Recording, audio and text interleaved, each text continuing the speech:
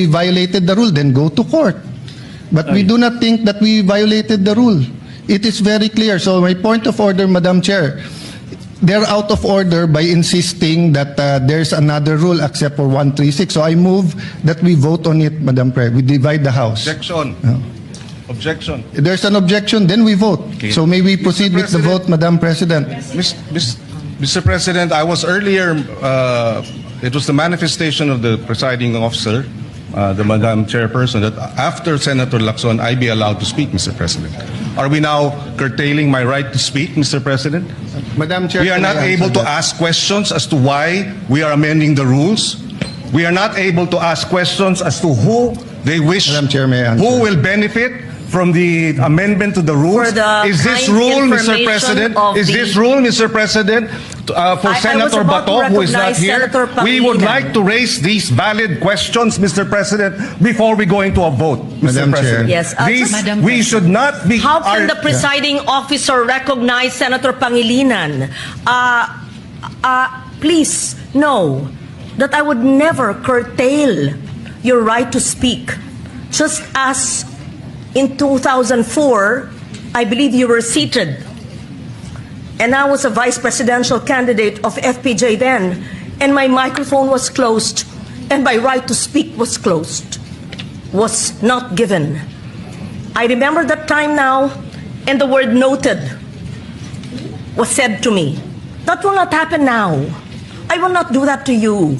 And I'm not curtailing your right to speak, Senator Pangilinan, except that you were speaking at the same time. And I was about to recognize you because Senator Lacson had the floor. Thank you, Madam President, for So that I just wanted to be clear on record because I If- recognize you're being emotional, but it will go on Senate record that the presiding officer was curtailing your right to speak.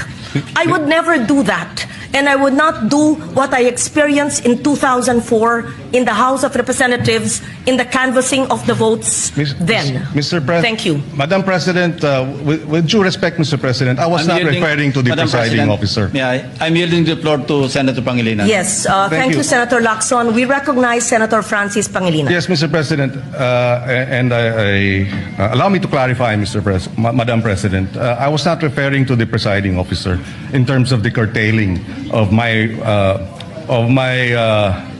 right to speak and to raise questions, Mr. President, because it was the Senate President who was moving to divide the House, Mr. President, without sufficient debates. Mr. President, this is the first time I'm going to experience this in a long time wherein debates are now being curtailed because there's a Since you're motion not to being divide the curtailed, House. we would like to hear your objection to the motion. Thank you. Mr. President, there are a lot of questions that have to be raised as to why this amendment to the rules is being undertaken at this time.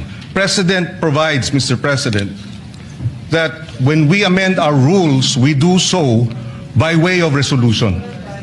We do not have that resolution now. In fact, Mr. President, a total 48 amendments of our rules all went through resolutions. This is the first time after 48 amendments, Mr. President, that we do not have a resolution so that we can Point of vote order, Madam Chair. and amend the rules properly, Mr. Yeah, President. point of order.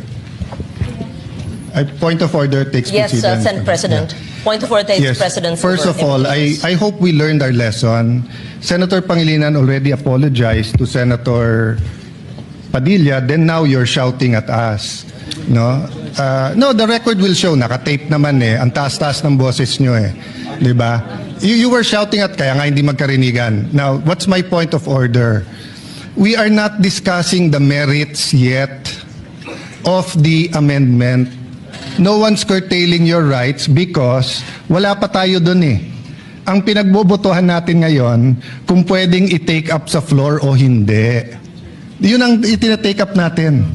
And the arguments have already been laid out. And Senator Pangilinan and I were together in 2009 where we had debates here where Senator Enrile did not even allow amendments. And then we voted. It depends on every issue, Madam Chair. There's no specific rule of the amount of time. I was asking the gentleman about certain issues in one resolution. He refused nga for further interpellation and said it's time to vote. They were the majority. So, Madam Chair, we're here. We're willing, Senator Marcoleta is ready to take questions. Ang pinagbobotohan lang po natin ngayon, simple lang. Whether or not we can take, whether or not the proposal to amend the rules is in order. Yung pa lang ho. Yung specific amendment, sino magbe-benefit, paano magbe-benefit, etc. We support the right of Senator Pangilinan to ask questions, pero wala pa tayo dun eh.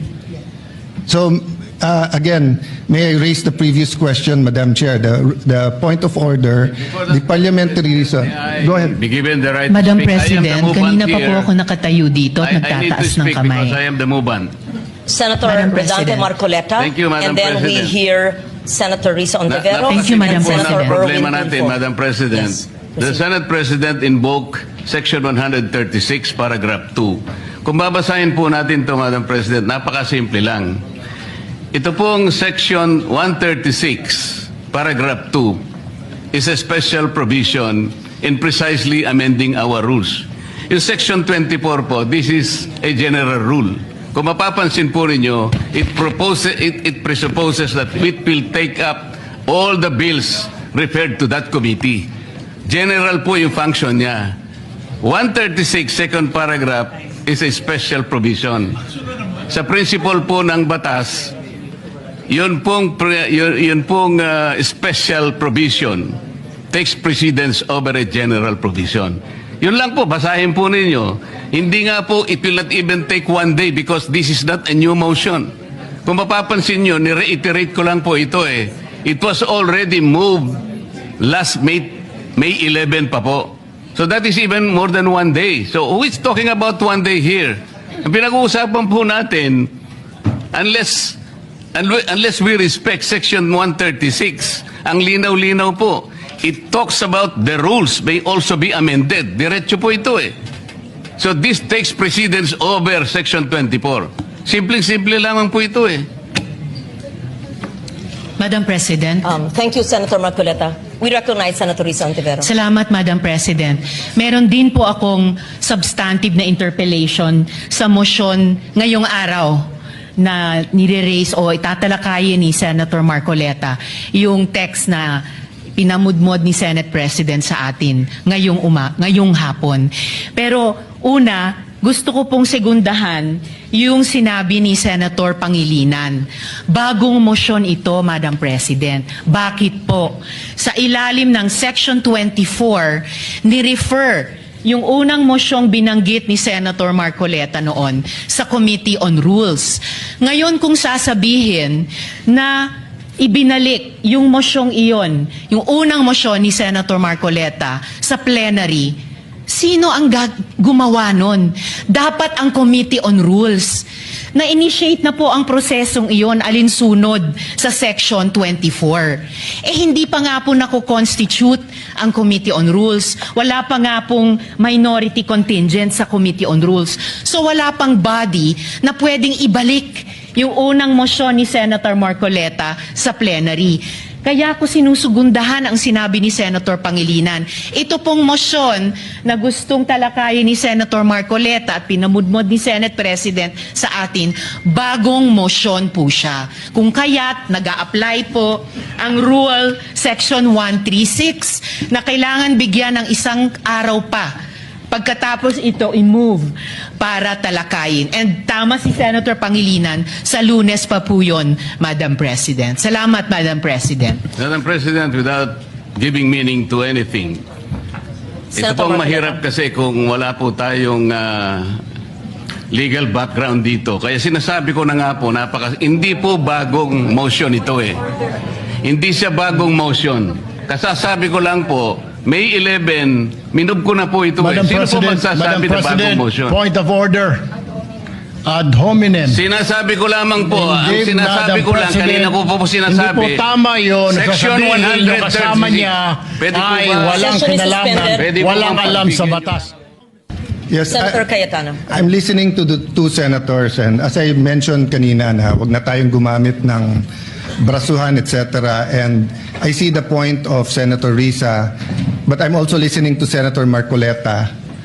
It's kumbaga sa libro, iba yung love language, but I don't think they're meant to be any offense. Having said that, we're only discussing whether we will take up the amendment or not. And we have exhausted already all the arguments. This is a simple motion, so I move that we divide the House. May I reiterate my motion. Then we can go into the merits and they can try to convince us whether or not we agree. So the motion is to take up the amendment to our rules as proposed by Senator Marcoleta. The objection is that it is not in order because we did not follow our own rules. Madam Chair, Madam President, Before that, Madam President, yes, we recognize Senator Erwin Tulfo. Madam President, my question is, why is the majority in such a hurry to tackle this motion? This allowing a senator for justifiable reasons to attend and participate in the session through teleconference, whereas in Rule 14, Section 41, under B, it says convene and hold a session through teleconference, video conference, or other reliable forms of remote or electronic means using appropriate information and communications technology system due to force majeure, Madam President, or the occurrence of a national emergency. I guess, Madam President, this justifiable reason, what is that? Does that fall under force majeure or does it fall under national emergency, Madam President? My question Madam is, Chair. why are we in so hurry? Why are they, the majority, in a hurry to tackle this motion and divide the House, Madam President? We need answers in the minority. Madam Chair. Or is it because, Madam Chair, they're in a hurry because of news reports that probably two of our colleagues might land in jail this weekend? Is that the reason why? Is that the reason why they have to have this inserted, the Section 41C, para makaboto po kung sino man yung makukulong dahil sa announcement ng ombudsman na may lalabas na po ang warrant ng ilan sa mga kasama natin, Madam President? That is my question, Madam Madam President. Chair, the We recognize gentleman Senator- is out Senate of order because his question sa nagmamadali, bakit, can be discussed in the actual motion. Can be discussed after the motion whether we should take it up. We take offense that bibigyan niya ng ganyang kulay. It's just like us saying, are you afraid if we have the hearing on the Blue Ribbon on flood control, mababanggit ka rin? You do not make that kind of statements here in the Senate because you assume good faith from everyone. That rule hindi minadali. May 11 pa ho yun. So, Madam Chair, I move that we divide the House. And the voting will be done via No viva one voce. Madam President, Minority Leader. I move to adjourn or a quorum call.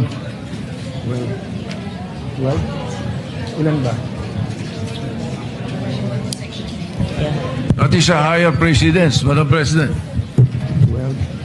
So I only see the Minority Leader representing the minority. The others had left. Madam Chair, we will not object, but for the record, Yes. they scampered out and left the minority leader instead of discussing the rule. We are not even discussing the rule yet. And then, ganun na yung allegation nila. And no one from the minority stood up to say that out of order si Senator Erwin Tulfo. So we will not object, Madam Chair. In fact, we move that we adjourn till 5 p.m. Madam President, Monday. before that, Madam Before we- President, Sorry, motion to adjourn is Senate not President. debatable. Akala ko ba magaling sa rules? We're not Parliamentary debating. inquiry. It's not We're not debatable. debating Parliamentary minority inquiry, report. Madam adjourn. President. We're I'm not not debating, debating, Madam and we Chair. will indeed adjourn. Parliamentary inquiry. Yes, Senator Marcoleta. Nung pong nagsimula tayo, Madam, meron po ba tayong quorum? We had a quorum, yes. Yes, Madam President. Kapag ka po ba nag-walkout ang minority, nawawala po yung quorum. Nagsimula po tayong may quorum. It doesn't matter if they walk out. Yes, I think we still have the quorum. Madam President. Madam President, once there is a quorum call, you have to call the roll. Kahit na present lahat o kulang kanina o there was a motion to dispense, whatever that is. Not A upon a situation, call, Madam President, when motion they, when they motion to readily adjourn and willingly walk out. takes precedence. Hindi po yung covered ng rule natin, Madam President. Madam Kung sakasakali President. As po, reiterated by the Senate President and as conveyed by the Minority Leader, former Senate President, the rule states that the motion to adjourn takes precedence. I'm not taking sides. 5 p.m. Monday And we will adjourn session until 5 until p.m. 5 p.m. Monday. on Monday, June 1st, 2026. June 2nd? First ba? June 1. June 1 ba yun? The birthday of Senator Lacson. So we will have cooler heads. Okay.